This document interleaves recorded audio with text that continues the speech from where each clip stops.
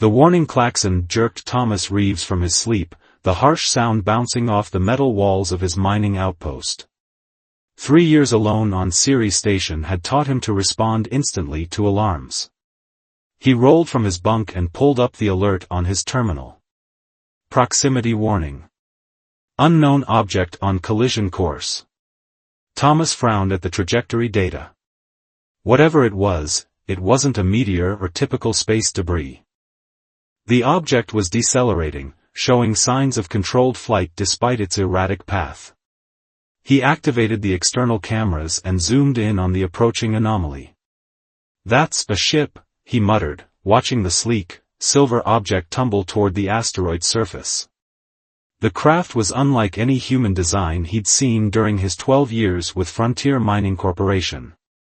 Its hull gleamed with an iridescent quality that shifted colors as it rotated, and its proportions seemed oddly elongated. Thomas opened a communications channel. "Unknown vessel, this is Ceres Mining Outpost CM-127. You're on collision course with my station. Please adjust your trajectory." Only static answered him. He tried 3 more times before cursing and hitting the emergency protocols. If the craft crashed too close, it could damage his habitat or, worse, breach his oxygen systems. Thomas tracked the vessel as it scraped across the asteroid's surface, leaving a kilometer-long gouge before coming to rest just 300 meters from his airlock. Close enough to investigate, far enough to pose no immediate threat. "Well, Thomas," he said to himself as he sealed his pressure suit, "either you're about to make first contact, or some corporate prototype just crashed on your doorstep." Neither possibility had been covered in his mining contract. The short trek across the asteroid's surface was familiar after countless maintenance walks, but today each step felt weighted with significance. As he approached the vessel, Thomas could see it wasn't a ship but an escape pod, roughly 7 meters long. A section of the hull had peeled back, revealing a dim interior. Thomas switched on his helmet lights and peered inside. "Hello?" he called, the word sounding foolish even to his own ears. Movement caught his eye, a hand, reaching up from the floor of the craft. 5 fingers, not so different from his own, but with skin that shimmered with a faint bluish tint. Thomas hesitated only a moment before climbing inside. The pod's artificial gravity was failing, causing loose objects to drift in slow motion around the cabin. And there, strapped to what appeared to be a pilot's chair, was a humanoid figure. Female, at least by human standards. Her face bore striking similarities to human features, 2 eyes, a nose, mouth, but with subtle differences that marked her as something else entirely. Her skin had that same bluish tint he'd noticed on her hand, and what he'd first taken for hair was actually a crown of delicate, feather-like appendages that shifted color from azure to violet. She was injured. A dark, viscous fluid that he assumed was blood seeped from a wound in her side, and her breathing came in short, labored gasps. Her eyes opened as he approached, irises like liquid copper with vertical pupils that contracted sharply in the beam of his helmet light. Fear flashed across her face, followed by a grimace of pain. She spoke, her voice musical but clearly strained, in a language unlike anything Thomas had ever heard. "I can't understand you," he said, gesturing to his ears and shaking his head. "But you need medical attention." The decision formed in Thomas's mind without conscious thought. Protocol demanded he report the encounter immediately to Earth authorities. Company policy required securing any unknown technology. But the being before him was clearly suffering, and 3 years of solitude had left Thomas with a simple moral clarity: life mattered more than rules. "I'm going to help you," he said, reaching slowly toward her harness release. "If you can understand anything I'm saying, I'm taking you to my station for medical treatment." The alien woman studied him for a long moment before nodding, a surprisingly human gesture, and reaching for the release herself.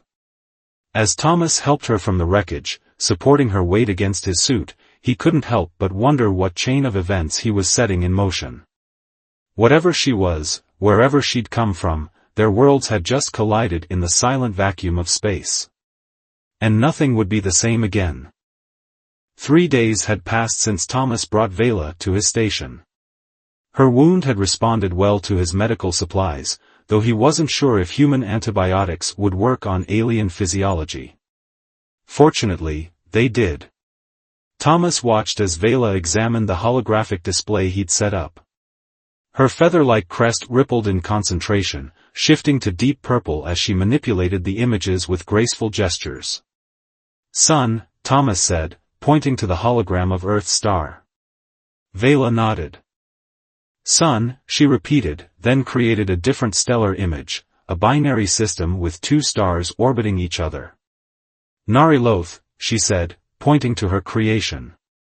"Your home system?" Thomas asked. Vela seemed to understand his meaning. She nodded, then touched her chest. "Vela." Then she pointed to him with an inquiring tilt of her head. "Thomas," he replied.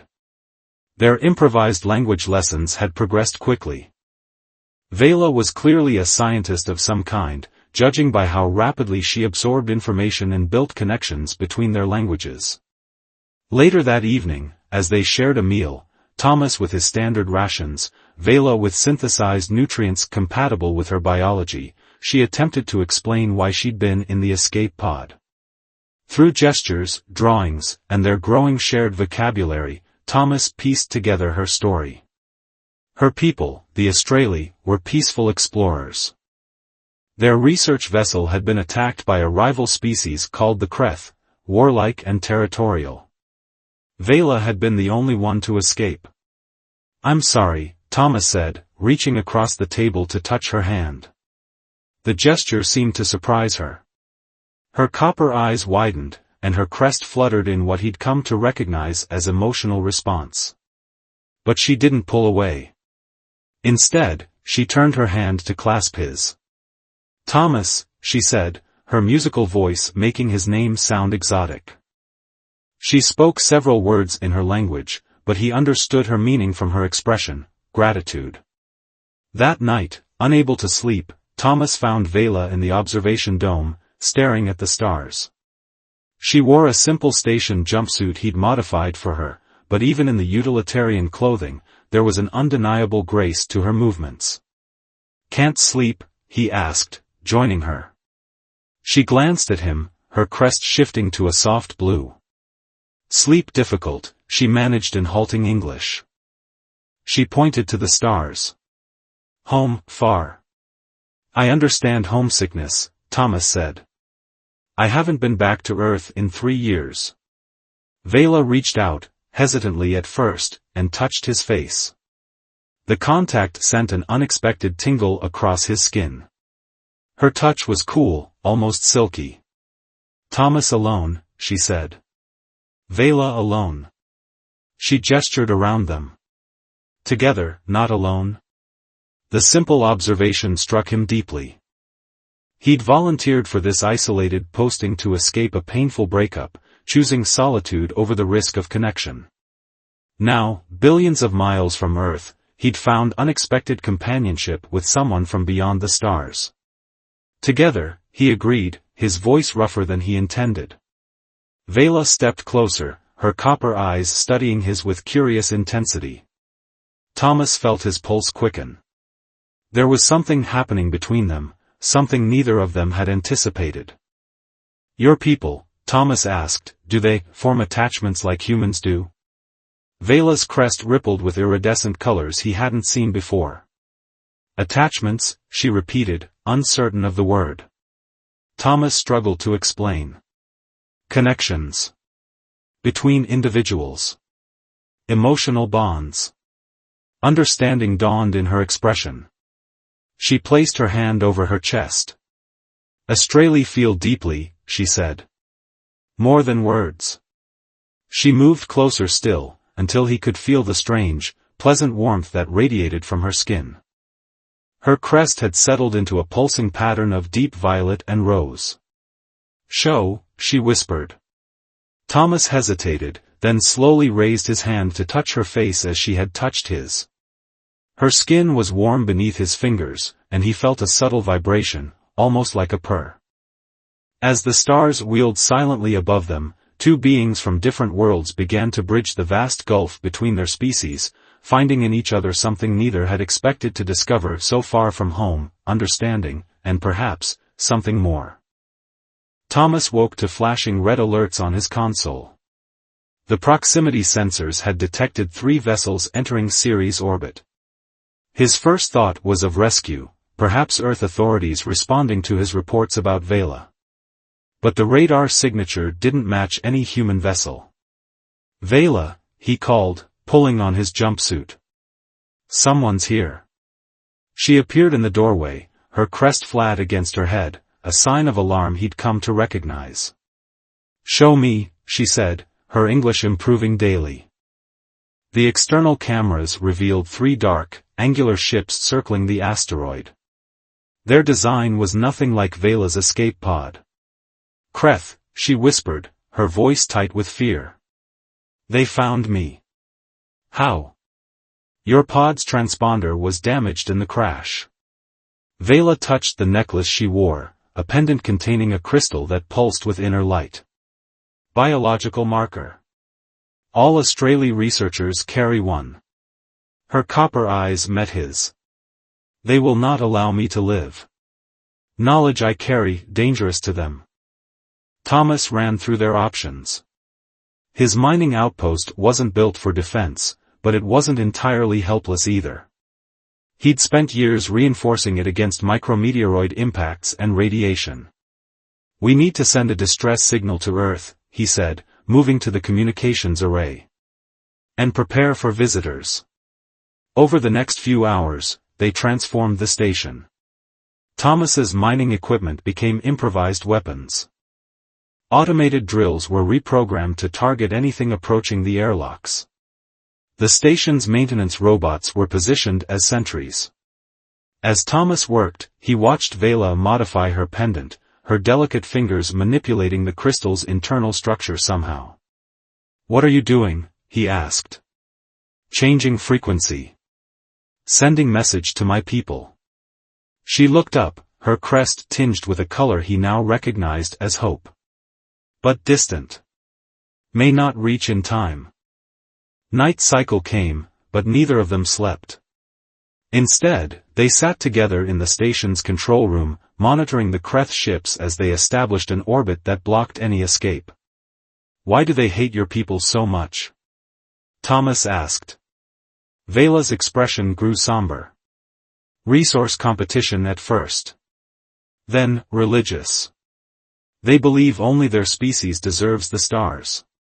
She touched his hand. "They would hate humans too." "Well, they'll have to get through me first," Thomas said with more confidence than he felt. Vela studied him, her crest now a deep burgundy he hadn't seen before. "Why risk yourself for me? I am not your kind." The question made Thomas pause. He'd asked himself the same thing over the past weeks. Why had he so readily accepted this alien into his life? Why was he now preparing to defend her against an interstellar threat? "I've been alone out here for 3 years, he finally said.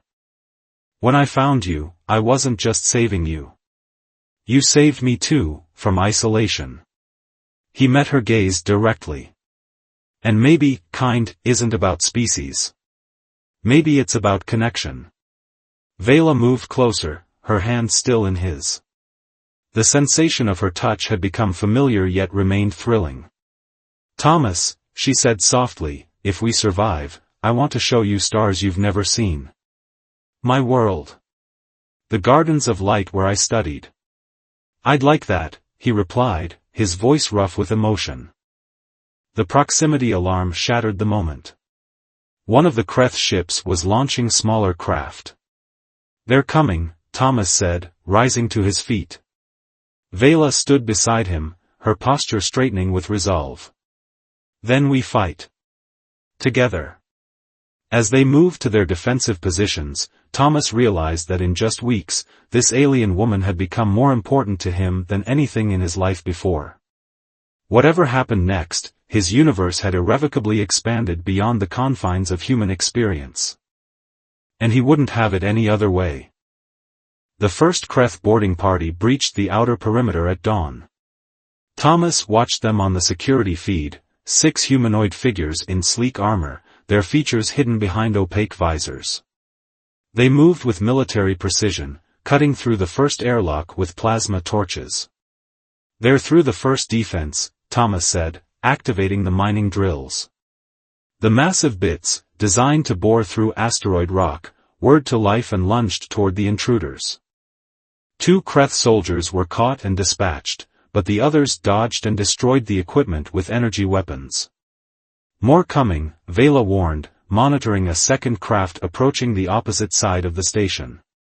Thomas grabbed the makeshift weapon he'd assembled, a magnetic accelerator from his processing equipment, repurposed to fire metal projectiles. "I'll take the east section. You monitor from here and keep working on that signal." Vela caught his arm before he could leave. "Their armor repels physical impacts. Aim for joint seams." Her copper eyes held his. "Be careful." The station shook as the second team breached another entry point. Thomas raced through the corridors, heart pounding. He'd never killed anything more than time out here on Ceres. Now he was in a fight for his life, and Vela's. He reached the east junction just as 3 Kreth soldiers cut through the inner door.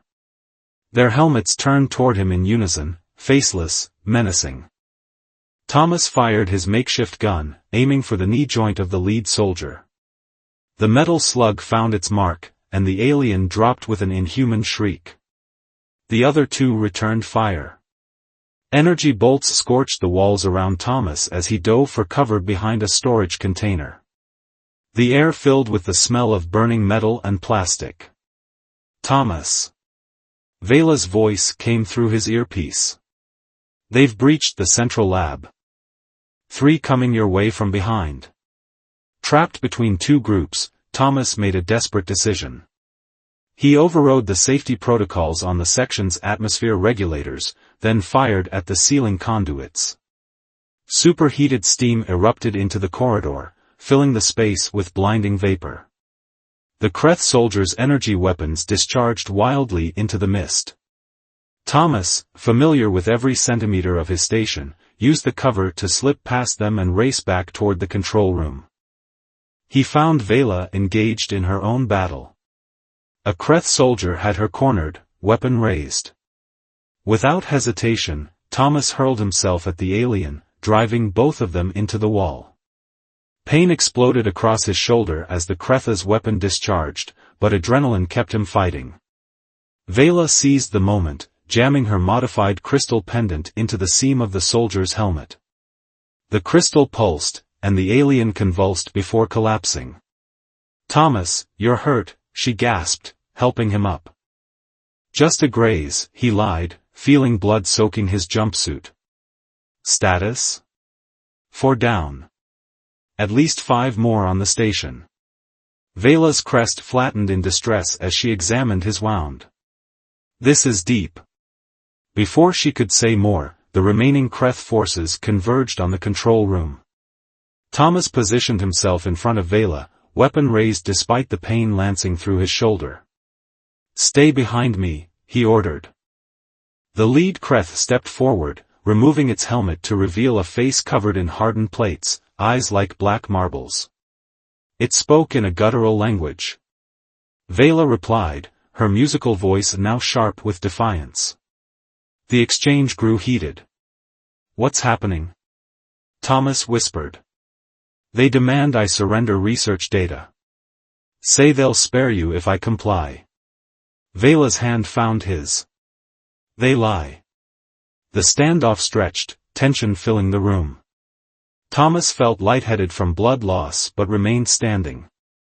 He wouldn't show weakness now. Suddenly, alarms blared. New contacts appeared on the radar, larger ships entering the system at high speed. The Kreth commander barked orders, clearly alarmed by the development. Its soldiers began retreating. "Australi vessels," Vela breathed, her crest blooming with brilliant colors. My message reached them. As the Kreth forces fled back to their ships, Thomas finally allowed himself to collapse, the weapon clattering from his grasp.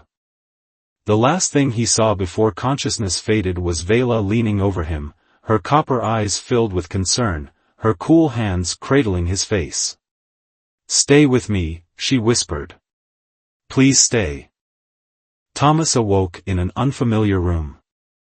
The walls pulsed with soft, organic light that shifted between blues and purples. He lay on a bed that seemed to conform perfectly to his body, cradling his injured shoulder without pressure. Vela sat beside him, her crest a gentle amber glow. "You're awake," she said, relief evident in her voice. "Where are we?" Thomas asked, trying to sit up. "Australia Medical Bay. On Mothership." She helped him rise, her touch lingering on his arm. "You've been unconscious for 2 days. The Kreth weapon caused nerve damage, but our healers repaired it." Thomas flexed his shoulder, finding no pain where the energy bolt had struck him. "Your medical technology is impressive. As is your courage," came a new voice. A taller Australia entered the room, crest elaborate with age and status. Vela stood respectfully. "Thomas, this is High Researcher Naven. My superior." Naven approached, studying Thomas with curious eyes. "You risked your life for one not of your kind. Remarkable." "It was the right thing to do," Thomas replied simply. "Perhaps."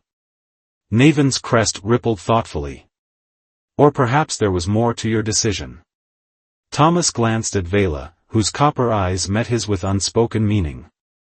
Naven continued, "The data Vela protected contains breakthrough propulsion techniques. Had the Kreth obtained it, they would have expanded their aggression to more systems, possibly even to Earth." "Then I'm glad we stopped them," Thomas said. "We wish to offer you something in return." Naven gestured, and a holographic display appeared, showing Earth and several star systems beyond. "Your people are on the cusp of true interstellar travel. They will need guides, diplomats who understand both human and Australian perspectives." Thomas caught Vela's slight smile. "You're offering me a job?" "A new life," Naven corrected. "As the first human ambassador to the Australia Confederation." After Naven departed, Thomas and Vela stood at a viewport overlooking the stars. Earth was a distant blue dot among countless others. "This is a lot to process," Thomas admitted. Vela's hand found his, fingers intertwining. "You once said connection matters more than species." "I meant it." He turned to face her, seeing in her alien features the same soul that had captivated him from the beginning. "I never expected to find someone like you billions of miles from Earth. Perhaps some connections transcend space itself." Her crest shimmered with the deep burgundy he now recognized as affection. Thomas pulled her gently closer. "What happens now?" "Now," she said, her musical voice soft, "we explore the stars together." As their lips met, human and Australian, yet perfectly matched, Thomas knew his life had expanded beyond what any human had experienced before. With Vela, he would bridge worlds, cultures, species. And in doing so, they would write a new chapter not just in their own lives, but in the history of two civilizations. The stars beckoned, no longer distant and cold, but full of promise and possibility. And they would face them together.